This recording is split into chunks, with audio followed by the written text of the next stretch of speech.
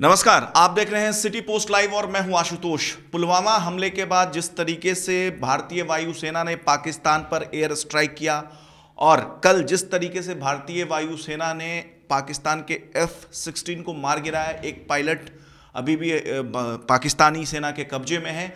और दिल्ली में इसी जो वर्तमान स्थिति है, देश की जो सुरक्षा स्थिति है, इसी को लेकर के 21 विपक्षी पार्टियों की बैठक हुई। इसमें एक जॉइंट स्टेटमेंट जारी किया गया। सभी विपक्षी, कांग्रेस समेत सभी विपक्षी दलों के तरफ से कहा गया कि वो भारतीय सेनाओं के साथ है। इसके साथ साथ सरकार पर और रूलिंग पार्टी पर यह आरोप लगाया गया कि वो कहीं ना कहीं शहीदों की जो शहादत है उस पर राजनीति कर रही है। अब इसी पर बात करने के लिए मेरे साथ राष्ट्रीय प्रवक्ता प्रेमचंद्र मिश्रा जी हैं। आइए हम उनसे बात करते हैं।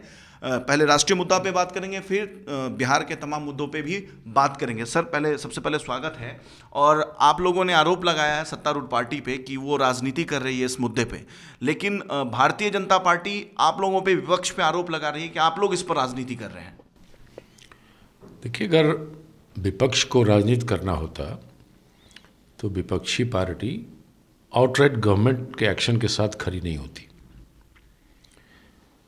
पॉइंट ये है कि जब राष्ट्रीय सुरक्षा से जुड़ा इतना महत्वपूर्ण विषय है, हमारे 40 जवान को शहीद कर दिया गया,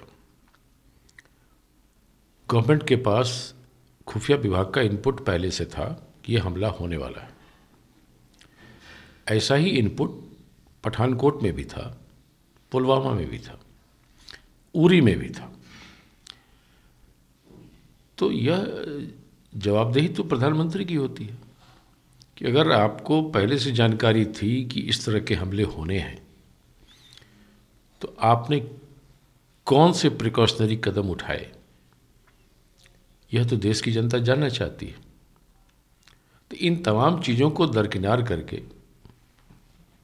हमने आउटराइट सपोर्ट किया भारतीय सेना के एक्शन को और सरकार को इस बात का भरोसा दिलाया कि राष्ट्रीय सुरक्षा के मुद्दे पर आप जो भी कदम उठाएं, आतंकवाद के खिलाफ आपके हर कदम का हम समर्थन करेंगे।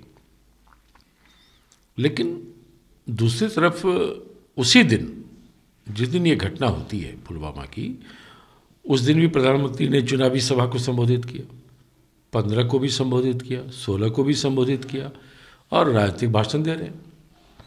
तो आप अगर शहीदों के बलिदान को भी राजनीतिक तौर पे भुनाना चाहते हैं और उस आड़ में अपनी विफलताओं और जो चूक हुई है केंद्र सरकार से उसे छुपाना चाहते हैं, उसे एक पर्दा डाल रहे हैं कि हम राष्ट्रीय हितों की बात कर रहे हैं, विपक्ष पर आरोप लगा रहे हैं।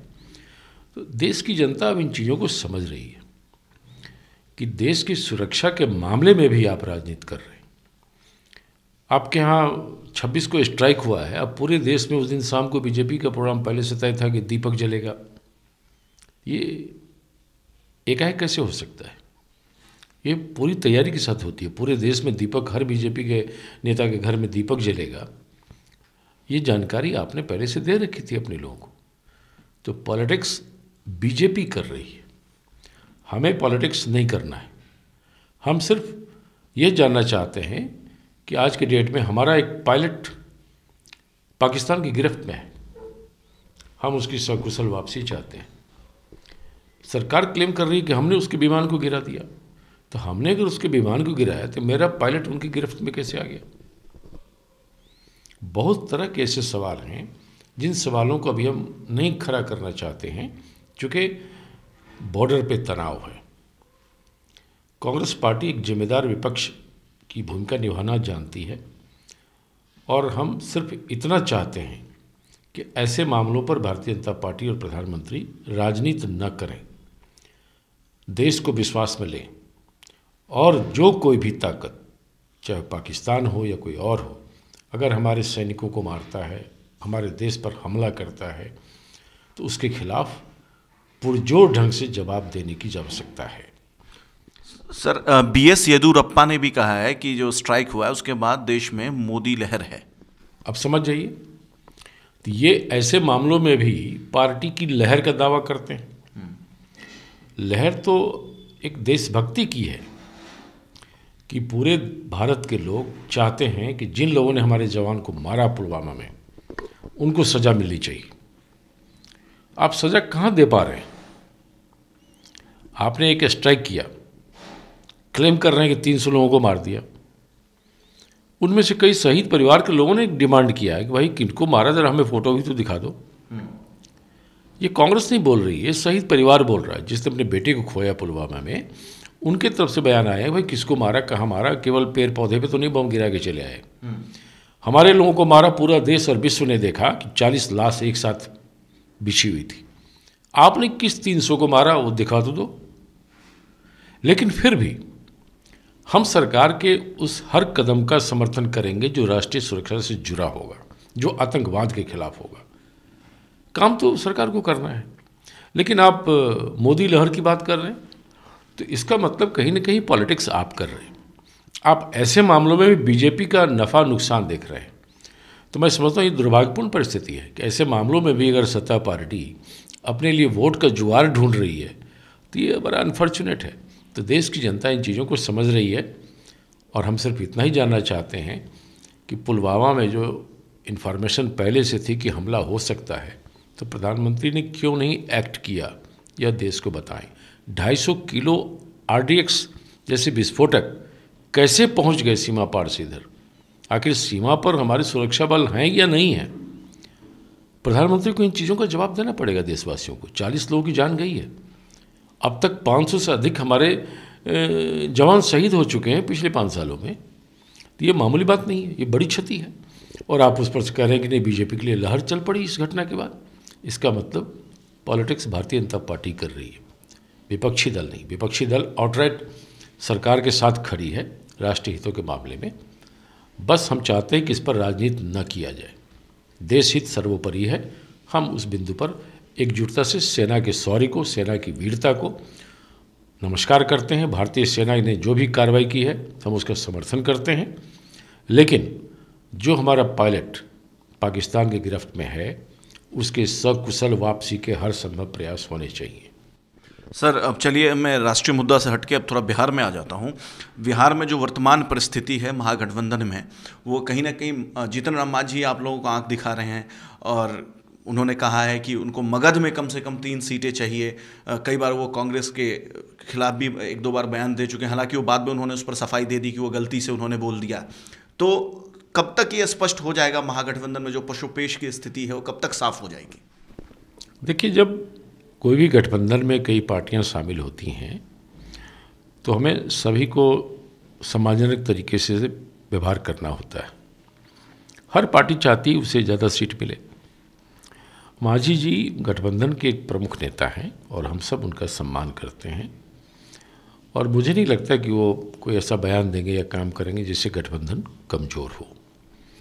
जीतन राम मांझी अगर अपने लिए ज़्यादा सीट चाहते हैं तो इसमें कोई बुराई नहीं है, हर पार्टी चाहती है।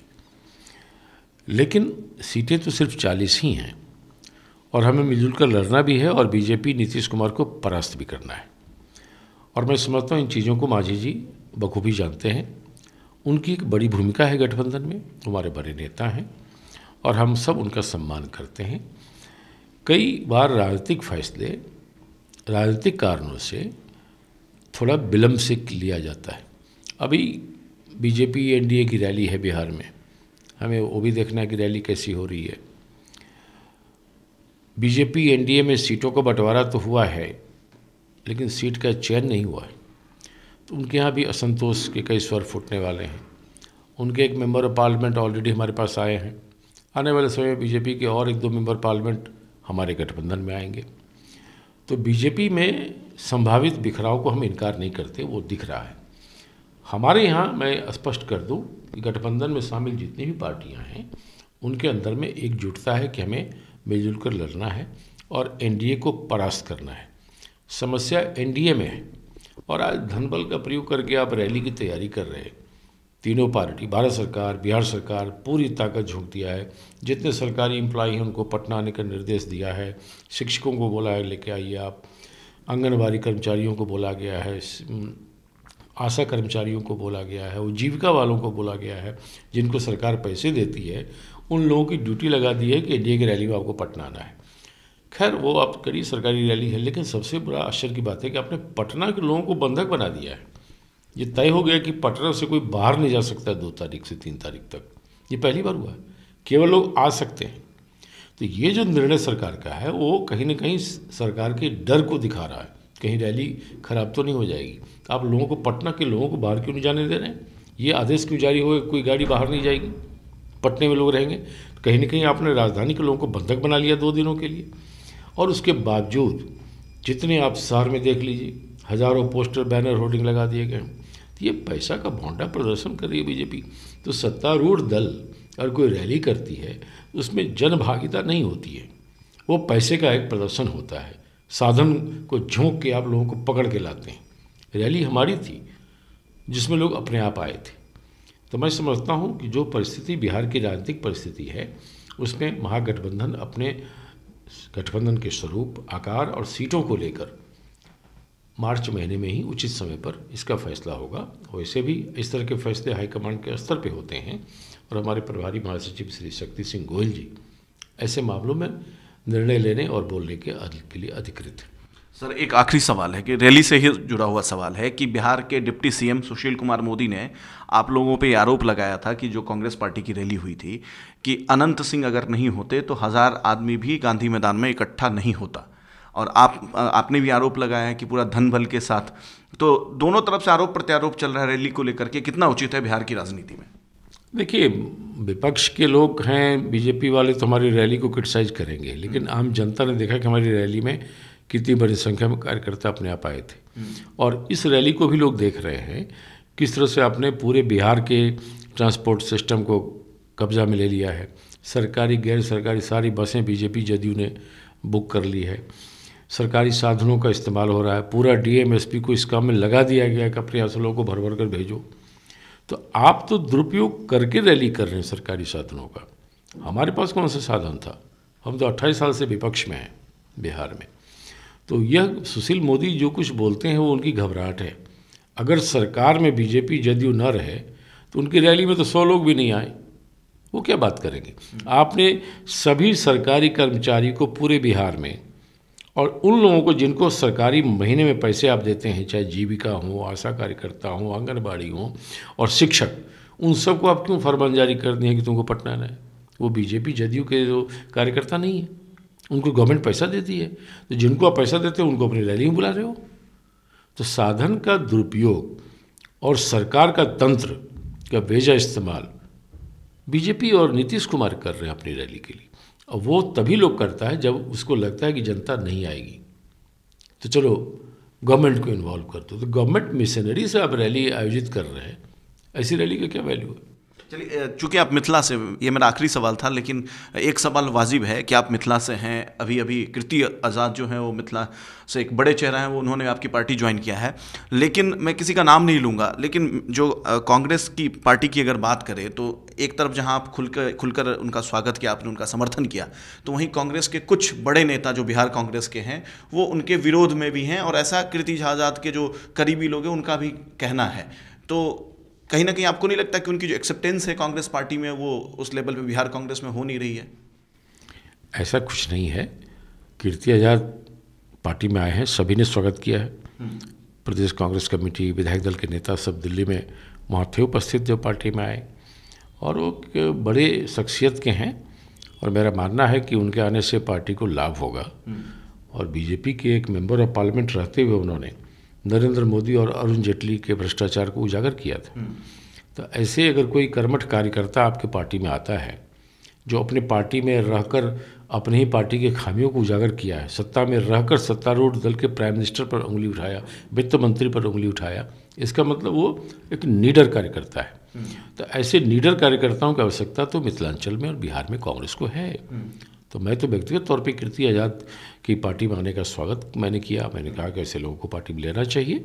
और अगर एका दुका किस लोगों को लगता है कि नहीं उनके आने से उनकी स्थिति असहज हो जाएगी या ऐसा लगता होगा कि टिकट उनको मिल जाएगा, तो ये छोटी मोटी चीज़ें हैं। पार्टी में बिहार में जो स्थिति हमारी है उसमें हमें प्रतिभावान और योग्य अगर साथी पार्टी से जुड़ते हैं, राहुल जी के प्रति आस्था रखते हैं, कांग्रेस को मजबूत करना चाहते हैं, तो उन सब का स्वागत है।